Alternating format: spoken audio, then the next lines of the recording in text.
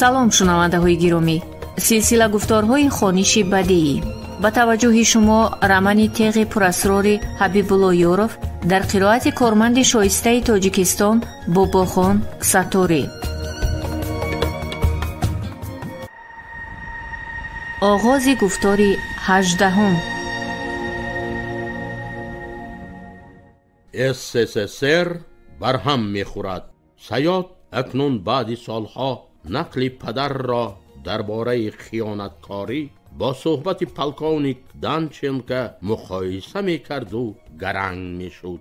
хайр, он замона дигар буд. унсрони бадхоҳу нопок ва боқимондаҳои босночиён аз ҳуҷуми фашизм ба мамлакати мо рӯҳ гирифта дар ақибгоҳи сусшуда ба вайронкориҳо даст мезаданд.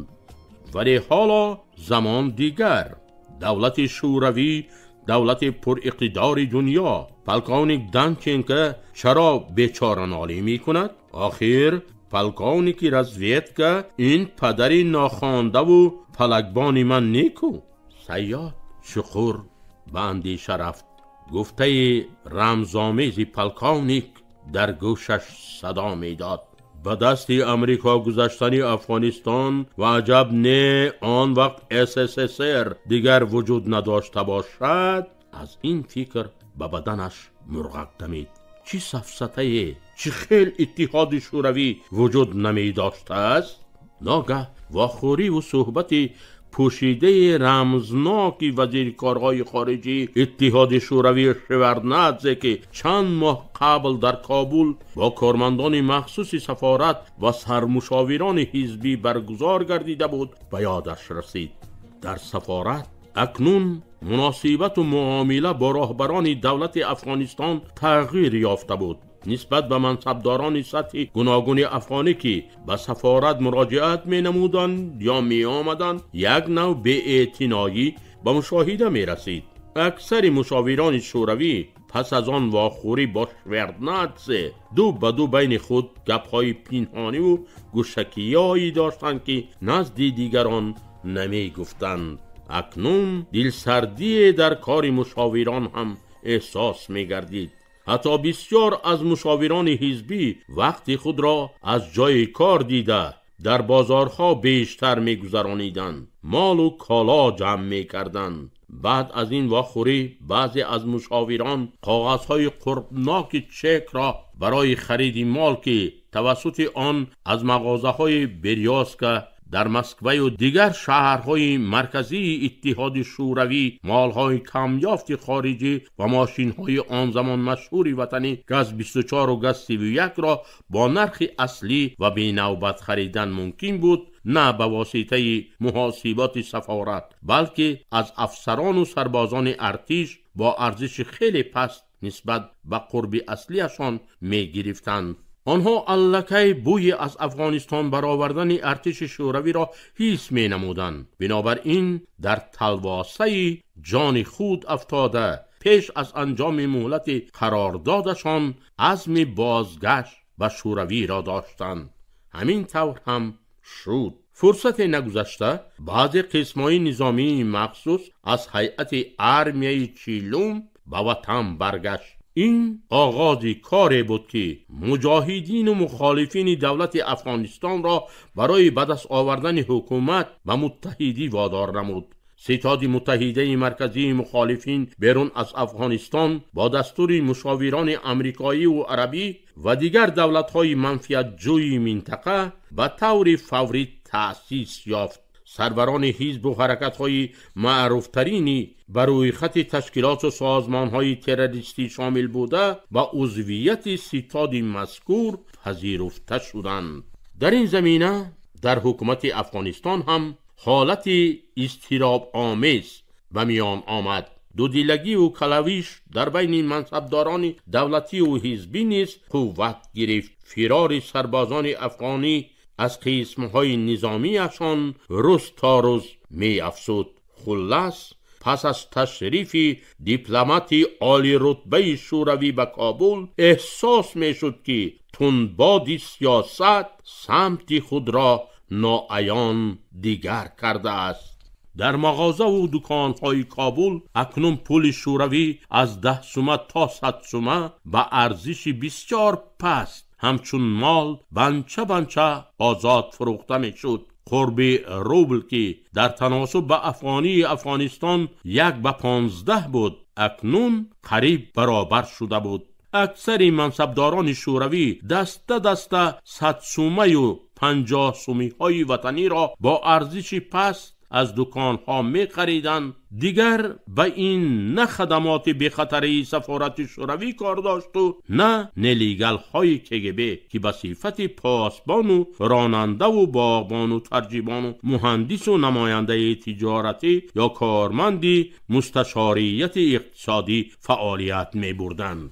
دکانداران و تاجران افغانی به متخصصان شوروی هزل‌آمیز گوش زد می کردند. یک بار دیگر وزیر صاحب امور خارجه شوروی اگر با طیاره پیسه داروش بیاید، قرب روبل در تناسب با روپیه ما 15:1 یعنی برعکس خواهد شد. در این هزل افغانها حقیقت هم بوده است. صیاد قصه میلیاردهای به طور نقدینه با روبل شوروی به افغانستان آورده شوردنادزه را سال بعد بازگشت از سفر پاکستان در وزارت مالیه افغانستان تصادفاً از صحبت یک کارمند والا مقام وزارت مذکور با تاجر هندو شنیده در حیرت افتاد. چطور چنین یک خبر مهم فوراً در کوچه و بازار پهن می‌گردد و در قسم مخصوص سفارت کسی چیزی را نمی‌دانسته است؟ بعدها معلوم گردید که این هم یک جزئی نقشه گربچاوی فلج گردانیدن اقتصادیات دولت شوروی بوده است و با دستور از آن سوی اقیانوس طرح‌ریزی می شده است. وقتهای آخر مرکز دیگر گزارش رسمی آید به افکار عمومی از محل و مناطق گوناگون دسترس شده را طلب نمی کرد. در قسم مخصوص سفارت آگاه نمودند که هنگامی بر رخصتی رفتن یک حسابات پیشنهاد میکنید و خلاص، دیگر چیز در کار نیست. عجبا، دیده و شنیده های چندین ماه پیش رخ داده در حسابات سالانه به کی لازم و آن چی قربه دارد؟ چیزی را نفهمیده حیران به هم دیگر می نگریستند. بعضی از کارمندان قسم مخصوص سفارت که آنها هم از مرکز چنین دستور گرفته بودند.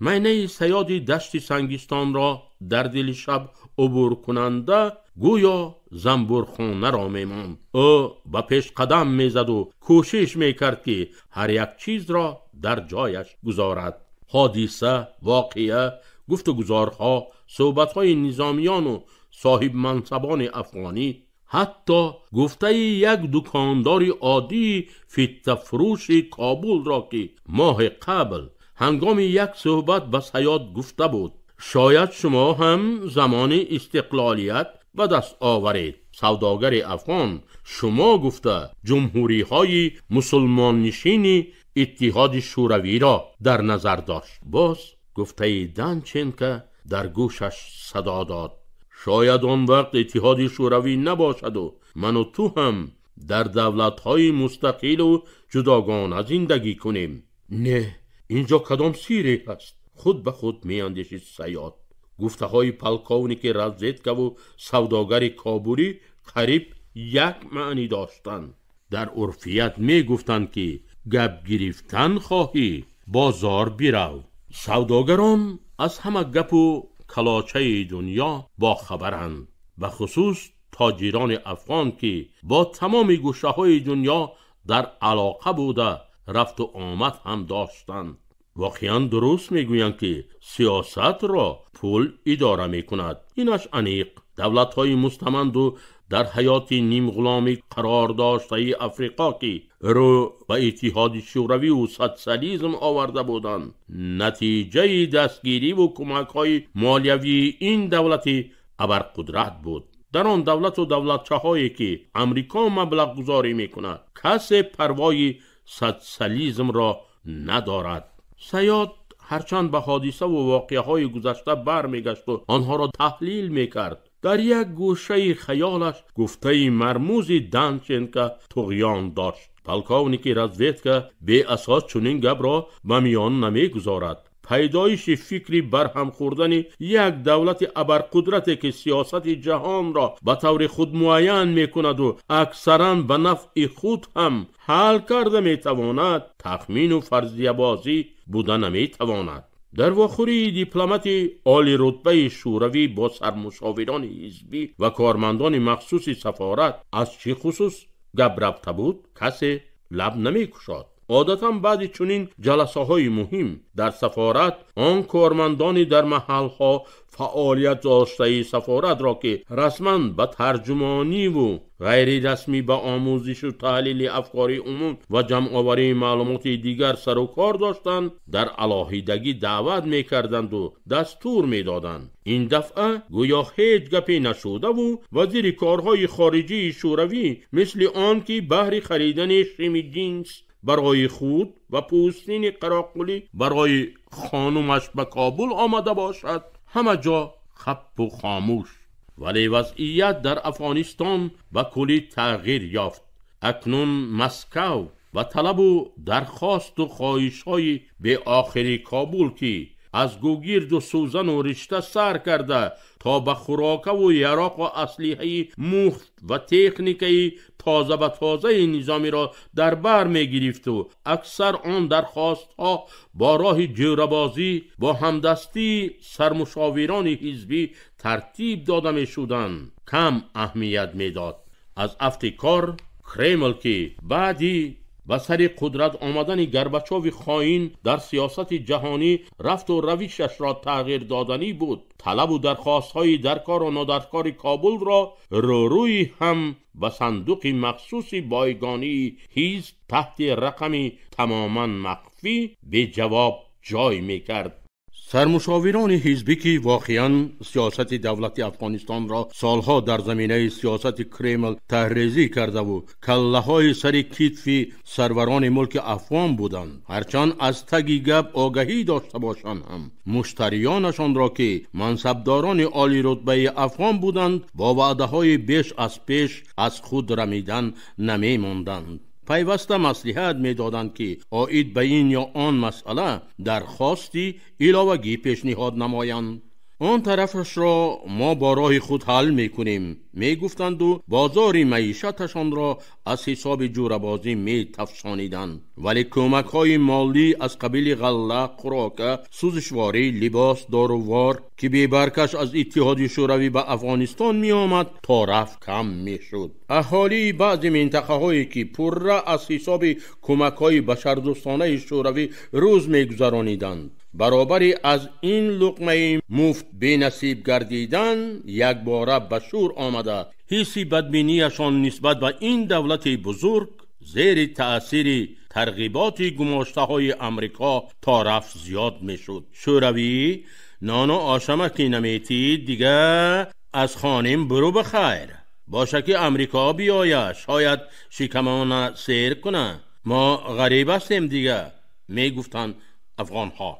فرمانده نوی ارتش چیلوم هم بعد از تحلیل نتیجه های 7 سال جنگ بی‌معنی چون می‌بیند که حکومت افغانستان در مبارزه با مخالفینش بار خود را یک عمره به دوش سربازان شوروی گذاشته، حکومتداری را تنها در فراغت و معیشت در کابل و مرکزهای بعضی از ولایت‌ها در سایه اتحاد شوروی دیدن می‌خواهند، صرف نظر از تأکید و تهدیدها و سیاه‌کنی‌های سرمشاوران حزبی و بعضی عالی‌رتبه‌های کگب تاکتیک خود را الکی دیگر کرده بود. با وجود آن که قوه‌های نظامی افغانستان زیاده از 300,000 را تشکیل می‌کرد، 160,000 نفر در ساختار وزارت مدافعه، قریب 120,000 نفر در سرندوی و زیاده از 20,000 نفر در خدمات امنیت دولتی یعنی در کگب بود، در مقابل قوه‌های مخالفین که نصف قوه‌های حکومتی را تشکیل می‌داد هیچ گونه فعالیت جدی نشان نمی دادند. بعضی منطقه ولسوالی یا مرکزهای ولایت‌ها حتی 3-4 باری از دست قوه‌های ضدی حکومتی توسط ارتش شوروی آزاد کرده میشد، ولی برابری از آن جایها بیرون شدن سربازان شوروی، این جایها در یک شب باز به دست قوه‌های مخالف حکومت می‌گذشت. یعنی حکومت هم وقتهای آخر کوشش در دست خود نگاه داشتن آن جایها را نمی کرد. به این واسطه رهبریت نوی افغانستان برتری قوه‌های مخالفان را که همگی 183,000 نفر جنگجوی را تشکیل می‌داد به قوه‌های حکومتی نشان دادن خواسته کوشش یک عمری نگاه داشتن ارتش شوروی را در مملکت خود داشتند. حتی پرزیدنت افغانستان نجیب در یک صحبتی با سفیر شوروی داشتهش بیچاره‌نالی هم کرده بود که از 35,000 دهه ها تنها 8,000 دهه در تحت اطاعت حکومت قرار دارد و خلاص. عجب حکومت داری مفیده. سیاد بار نتیجه فعالیت 3 ماه آخر کار گروه مخصوص آموزش افکار عموم را در محلها در قسم مخصوص سفارت شوروی در کابل هنگام جنبست نمودن چنین خلاصه کرده بود: بیش از 80% حدود دولت با اهالیش تحت حکمرانی مخالفین قرار دارد و جزء تامهای ارتش و امنیت و سرندوی دولت که زیاد از 300,000 سرباز با برتری چندین کرته تکنیکی جنگی نسبت به مخالفین در اختیار دارند. فقط در مرکزهای بعضی از ولایت و قسمی از ولسوالی ها و در پایتخت به پاسبانی منصبداران و اهل بیت و مال و ملک آنها مشغولند. اکنون معلوماتنامه سرمشاور عمومی حزبی را بینید. چشمک زده گفت سردار قسم مخصوص و جمله را از حسابات به کرمل فرستاده این منصبدار بلندپایه حزبی خواند.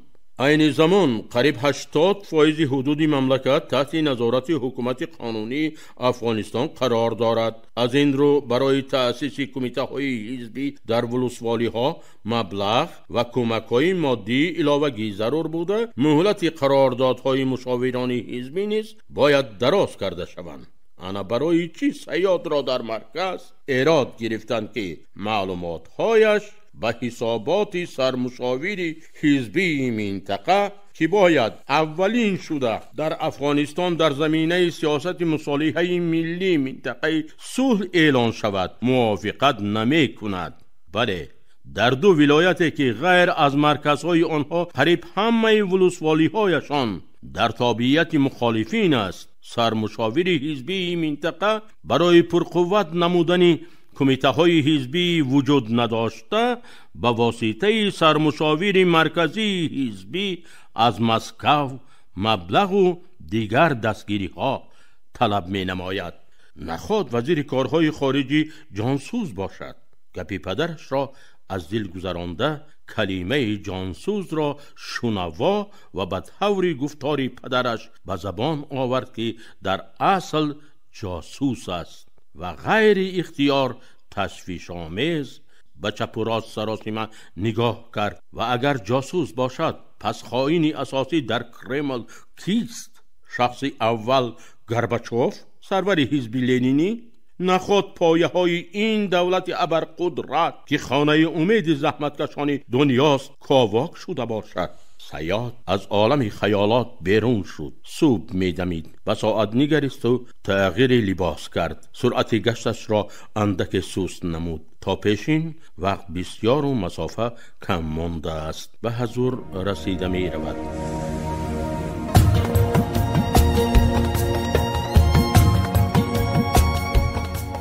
شنونده های عزیز، شما романи تیغ پراسروری حبیبالله یورف رو در قرائت کارمند شایسته تاجیکستان باباخان ستاری شنیدید. محرر سعیدزاده آبیجان، کارگردان انوشه خوجامова. این گفتار سال 2024 ثبت شده است.